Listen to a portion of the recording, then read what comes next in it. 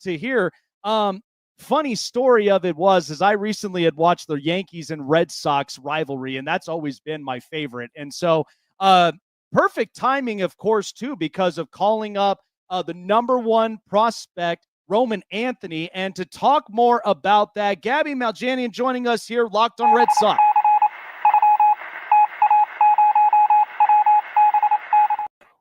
A funny story, Gabby, because listen, I was on a date night with my wife and we go to Olive Garden, and of course, right there on the bar side, you have the dual TVs. On one side, I'm looking on the left, and there is literally grown men pillow fighting, and I'm just like looking over, like, what the hell? And then on the right side, I look over, I'm like, oh, thank God, it's Yankees Red Sox, and I'm just like, at least the night can be mostly enjoyable. But thinking about that, because I love rivalries in Major League Baseball more than anything. And that's the one thing that I think is the product you could produce out so much. So watching that series and then watching just the game in general, I mean, I can never get enough of it. It's the classic rivalry between the two. And looking at this Boston team, it's young. They're trying to get a spark in the lineup and then really kind of making that push from what last year they closed up on. And so, what's kind of been like the focal point for the Red Sox, especially with the start of the season?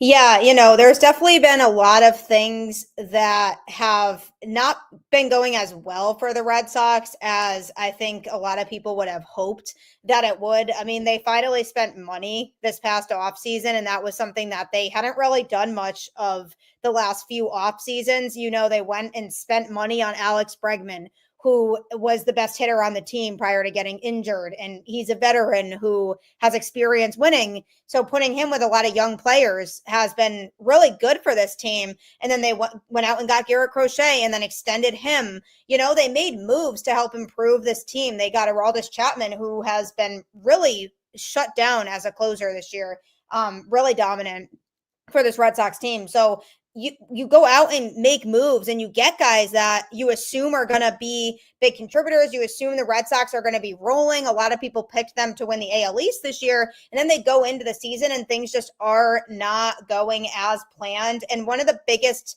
things that has caused that has been the struggles with the starting rotation as a whole. Outside of Garrett Crochet, everybody else has really been a question mark in the starting rotation. I mean, you have guys like Walker Buehler, who they also went out and got this offseason, Lucas Giolito, Brian Bayo. Those types of pitchers have been very inconsistent this year, and they also haven't been able to provide length.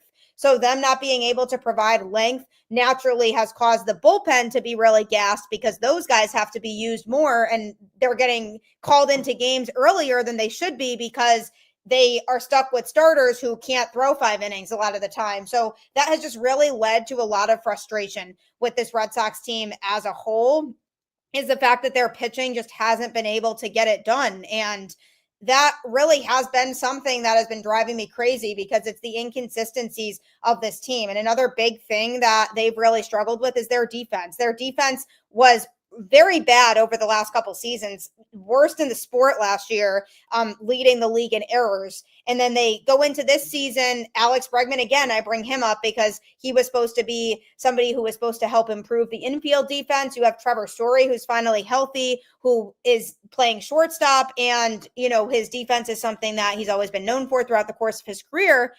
But the infield defense hasn't really improved that much. They've had their blunders this year on the defensive side of the ball, and that's caused a lot of frustration among the fan base. And it's really gotten to the point now where people are saying, well, what do we do? Is this on the coaches, or whose fault really is it that this team isn't performing to the level that we all expected them to so far this year? It's interesting, and it's funny that you bring this up because I mentioned this about the Red Sox a few months ago because, of course, the conversation of it was surrounding Rafael Devers because last year having the minus 24, run defense, especially up and in that infield, I'm like, I can understand why they went and got Alex Bregman because I need somebody to cover the hot corner and really try to save up those runs that could have gotten you more wins last year. But when I look at Rafael Devers, it's like he's kind of stuck in his own way with this whole thing. You ain't moving me. And then all of a sudden, it's like, okay, look, you've got the bat, okay, which is important in this lineup, but we need defense. Okay. And I think what really rubbed me the wrong way, I've been a baseball guy, it's been in my blood for years. My thing is, if you're becoming a defensive liability and you're not willing to hold yourself accountable to that and make the move to help benefit the team, I just don't understand it. And I'm like, you're contributing offensively, but defensively, we need help. How have you felt about that with this Rafael Devers thing? Because to me, I'll be honest, Gabby, that kind of thing, if I'm the GM, I'm making phone calls. I'm sorry, but I need to have somebody that can understand the build we're trying to do and trying to contribute. I'll find another offensive player on this roster and talking about the prospect a little bit later on, but I need some help. I need to be able to save the runs that can turn into W's that were L's from last season, right?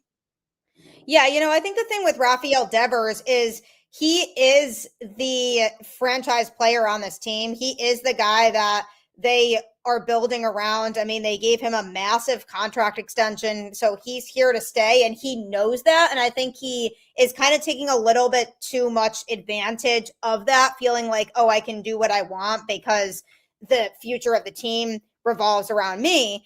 And initially, when it was brought up to him to move from third base to being a DH, he did not take that well. He said, third base is my position. I want to play defense. And as a result, they forced it on him to be a DH. And they said, we have Alex Bregman here who's going to start the season at third. In his defense, I don't think the front office really handled it as well as they could have, because they kind of sprung this on him and said, oh, by the way, we want you to DH. The front office could have handled this better by letting him know earlier on, we are exploring options at third base. We are active in the third base market. And then all of a sudden they get Bregman, who I quite frankly don't think the Red Sox thought was going to pick Boston. So I think that was part of it, was that him coming here was a surprise even to them, that he ended up agreeing that Boston was the spot he wanted to go. So then they had to go and say to Devers, you are our DH now. So in that sense, I do sympathize with Devers, because I would hate to be sprung something like that right before the season was starting. Like, by the way, you're basically hanging up your glove and not playing defense anymore. So I would be frustrated by that too. But at the same time, it is about doing what's best for the team. Like, if you want to win and you want to put yourself in the best position to have your team win and have your teammates continue to respect you, you kind of have to be a little bit more flexible when it comes to that. And I think one of the greatest examples of this is David Ortiz, who ended up in the Hall of Fame as a designated hitter for the Boston Red Sox. And if Devers really thinks about it, that could be him one day. And he wasn't a good defender to begin with. So that's a great point. Yeah. He was really struggling at third base defensively over the course of his career so far. So for him, I actually talked about it on my show. I said, it might be better for him if he doesn't have to focus on his defense and he just focuses on hitting, because mentally then he's in a different spot, because mentally if he makes an error at third base, that could affect his next at bat. Whereas now he's only focusing on the hitting side of it. And then he goes and starts the season terribly with a ridiculously bad stretch offensively. And I was like, is he trying to protest against the front office or something? But once he started adapting to being used to being a designated hitter and getting used to not having defense as part of his routine, he has been one of the best hitters in baseball since then. He's been really getting the job done offensively and giving the Red Sox what they need him to give them. And he's finally adapted to the fact that he is now the full-time DH. But then, they lost their first baseman, Tristan Casas, to a season-ending injury. So then they approached Devers again about moving to first base and saying, I know we didn't want you to play defense before, but now we kind of need you to play defense because Tristan Casas is hurt. So by the way, here, play first. He said no again.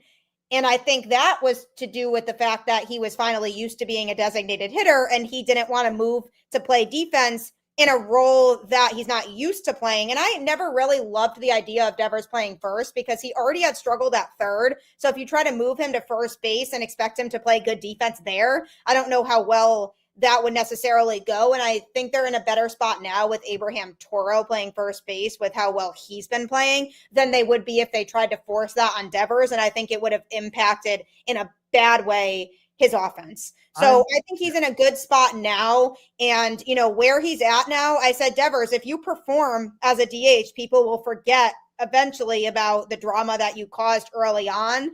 And he's hitting well. And that's kind of what we need him to do, is continue to hit well. And, when Alex Bregman comes back, he'll go back to most likely playing third. And that'll all be a situation where the Red Sox just try to brush that under the bed and say this is water under the bridge at this point. And as long as Devers is performing with where he's playing, then we're fine. But I do think that this is the future with him. I think, Alex Cora has said multiple times he's our DH.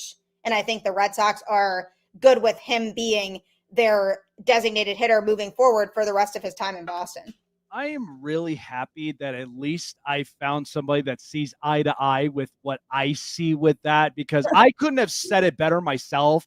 But you made a great point. I'm glad I have this clipped, because that is going to be important, especially when I would have never thought about that, about, Big Papi, because he was the same way. And at least he became a Hall of Fame DH. Like, what's wrong with that? I never understood that. But a quick question before we move on to our next guest here on the show. So Roman Anthony gets called up, and we know that this is a young team with Marcelo Mayer, Jaron Duran, and multiple others that they're building up on this lineup. So I think it's interesting coming into, because we are in the hefty month now of June going into July. We know the trade market is going to be interesting to watch. Is there something kind of now with some of these rookie call-ups and really shaping up this roster? Does the Boston Red Sox have a plan here that maybe somewhere in this trade market they're kind of eyeballing that could help maybe get a boost either up and in their rotation, maybe get somebody important up and into the bullpen? What's been the latest buzz happening in the front office for the Red Sox come close to July? Yeah, they're definitely an interesting spot right now because they're trying to feel out where they are at as a team. Can they turn things around or can they not? I mean, they've won 3 of their last 4 series, so they seemingly maybe are turning a corner a little bit. The optimistic Red Sox fan in me is hoping that. But they don't really know still right now whether it makes sense for them to be buyers or sellers fully at the trade deadline. I think they're still kind of figuring that out. But what I have heard is that they are looking to explore first base options. They want to kind of get a more permanent first baseman in there because it has been a lot of Abraham Toro playing that position, but they also have Romy Gonzalez, who has been platooning at first base a little bit with him. So I think they want to target a little bit more consistency there. And I know they also are looking for a lot of pitching help. And what they need to figure out is the outfield situation because now they have Roman Anthony here. I mean, he's the top prospect in the sport. You don't really call up the top prospect in the sport to send him back down.